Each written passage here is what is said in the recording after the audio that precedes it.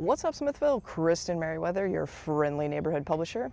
When I started Smithville, Texas News, I figured I'd do some human interest storytelling, cover a few government meetings, and the thing I was most excited about was covering high school sports. But something that was honestly a little surprising was just how many emails and calls I got about alleged bad behavior by public officials or their family members. I'm continuing to look into each allegation and will report on anything illegal or unethical that I uncover. But in the meantime, I wanted to provide residents with some information you can use to determine if what you're seeing or going through is actually unethical behavior. In March of this year, the City Council adopted a code of ethics to formally codify into law what type of behavior our elected as well as appointed officials can and cannot do.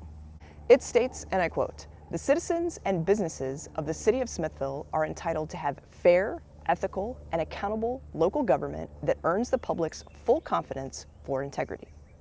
The Code of Ethics applies to all elected officials, which includes City Council members as well as the mayor, appointed officials, and that includes members of the city appointed boards, as well as the city manager. The ethics policy is a 21-page document, so we're going to break it down between several videos. But in today's video, we're going to focus on Section A of the Standard of Conduct, which codifies into law that city officials must refrain from abusive conduct. This includes attacks on other city officials, employees of the city, as well as members of the general public.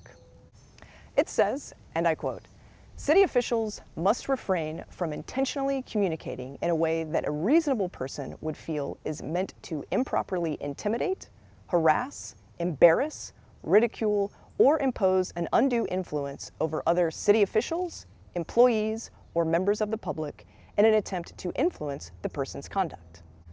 That's quite a mouthful, so I wanted to provide some examples. So if, for example, a resident comes up during public comments at a city council meeting and someone on the council dais interrupts them, calling their concern stupid or claiming that the speaker has a hidden agenda, well, that would violate the ethics policy. But the rule doesn't just end on the council dais. City officials must also refrain from abusive conduct outside of the meeting as well. This can include emails, phone calls, social media posts, and in person, like at the aisles of Berkshire Brothers or at the city's parks or streets. Something to note about this policy: this is not just about mean behavior and potential name calling. The policy specifically calls out imposing undue influence.